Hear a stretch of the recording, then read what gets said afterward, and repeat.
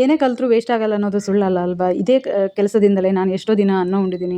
ನನ್ನ ಕೈಲಿ ₹1 ಆದರೂ ನಿಲ್ಲತ್ತೆ ಅನ್ನೋದಿದ್ರೆ ಇದೇ ನನ್ನ ಕೆಲಸದಿಂದಲೇ. ಹಾಯ್ ಎವ್ರಿವನ್, ಎಲ್ಲ ಹೇಗಿದ್ದೀರಾ? ನಾನು ಚೆನ್ನಾಗಿದ್ದೀನಿ, ನೀವು ಕೂಡ ಚೆನ್ನಾಗಿದ್ದೀರಾ ಅಂದ್ಕೊಳ್ತಾ ಇದ್ದೀನಿ. Welcome to my mini blog. ಇವತ್ತು ದಿಯನ್ ಜೊತೆಗೆ ಫನ್ ಮಾಡ್ತಾ ಇದ್ದೆ ಅಂಗಡಿಲಿ. ನೆಕ್ಸ್ಟ್ ಕಸ್ಟಮರ್ ಬಂದಾಗ ಕಸ್ಟಮರ್ ಹೈಬ್ರೋ ನೋಡಿ, ನಾನು ಕೊಡುವಂಥ ಫಿನಿಶಿಂಗ್ ಅವ್ರು ಇಷ್ಟ ಆಗುತ್ತೆ. ಇವರೆಲ್ಲ ಈ ಕಸ್ಟಮರ್ಸ್ ಎಲ್ಲರೂ ನನ್ನ ರೆಗ್ಯುಲರ್ ಕಸ್ಟಮರ್ಸ್. ಮತ್ತು ನಾನು ಹೈಬ್ರೋ ಮಾಡಿದ್ದು ಅವ್ರು ಹೇಳ್ತಾರೆ ಯಾವಾಗಲೂ, ತುಂಬ ಸಣ್ಣ ಮಾಡಲ್ಲ, ನೀವು ಹೇಗಿದೆಯೋ ಅದಕ್ಕೆ ಫಿನಿಶಿಂಗ್ ಕೊಡ್ತೀರಾ ಅಂತ ಹೇಳ್ತಾರೆ.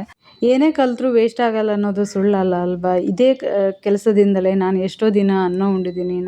ನನ್ನ ಕೈಲಿ ₹1 ಆದರೂ ನಿಲ್ಲತ್ತೆ ಅನ್ನೋದಿದ್ರೆ ಇದೇ ನನ್ನ ಕೆಲಸದಿಂದಲೇ. ನೆಕ್ಸ್ಟ್ ಅಲ್ಲಿಂದ ನನಗೆ ಅತ್ತಿಗೆ ಬಂದರು ಅಂಗಡಿ ಹತ್ರ. ಅತ್ತಿಗೆ ತುಂಬ ಹುಷಾರಿರಲಿಲ್ಲ, ಜ್ವರ ಅಂತ ಇದ್ರು 1 ವೀಕಿಂದ. ಆಮೇಲೆ ಬ್ಲಡ್ ಟೆಸ್ಟ್ಗೆ ಬರ್ಕೊಟ್ಟಿದ್ರಂತೆ ಡಾಕ್ಟ್ರು.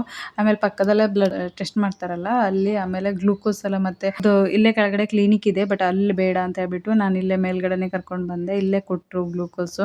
ನೆಕ್ಸ್ಟ್ ಅದಾದಮೇಲೆ ನಾವು ಅಲ್ಲಿಂದ ಮುಗಿಸ್ಕೊಂಡು ನಾನು ಮನೆಗೆ ಹೋದೆ. ಮನೆಯಲ್ಲಿ, ಇದು ನಮ್ಮದು ಹಳೆ ಮನೆ ಹತ್ರ, ಅಲ್ಲಿ ಪಾಲ್ಕಿ ಬರ್ತಾ ಇತ್ತು.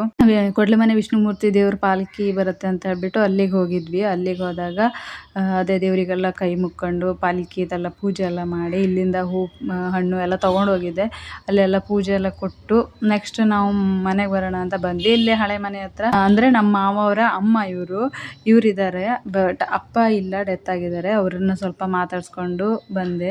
ಅವ್ರ ಅವಿಗೆ ಸ್ವಲ್ಪ ಹುಷಾರಿರಲಿಲ್ಲ, ಇವಾಗ ಸ್ವಲ್ಪ ಚೆನ್ನಾಗಿದ್ದಾರೆ ಪಾಪ. ಅವರನ್ನು ಮಾತಾಡ್ಸ್ಕೊಂಡು ಬಂದ್ವಿ. ಹಾಗೆ ಮನೆಗೆ ಬಂದಮೇಲೆ ದಿಯಂದು ಹೋಮ್ವರ್ಕ್ ಯಾವುದೂ ಆಗಿರಲಿಲ್ಲ. ಇದು ನಮ್ಮ ರೂಮು. ಇದರಲ್ಲೇ ಇಲ್ಲೇ ಒಂದು ಟೇಬಲ್ ಇಟ್ಕೊಟ್ಟಿದ್ದೀನಿ, ಅಲ್ಲೇ ಮಾಡ್ತಾಳೆ ಅವಳು ಡೈಲಿ ಹೋಮ್ವರ್ಕು. ಅವಳು ಹೋಮ್ವರ್ಕ್ ಮಾಡ್ಕೊತಾ ಇದ್ಲು. ಅಷ್ಟೊತ್ತಿಗೆ ಟೈಮ್ ಒಂದು 9:30 ಹತ್ತಿರ ಆಗಿತ್ತು. ಆಮೇಲೆ ನೆಕ್ಸ್ಟ್ ಊಟ ಮಾಡಿ ಮಲ್ಕೊಂಡ್ವಿ. ಓಕೆ, ನೆಕ್ಸ್ಟ್ ವಿಡಿಯೋದಲ್ಲಿ ಸಿಗ್ತೀನಿ. ಟೇಕ್ ಕೇರ್, ಬಾಯ್.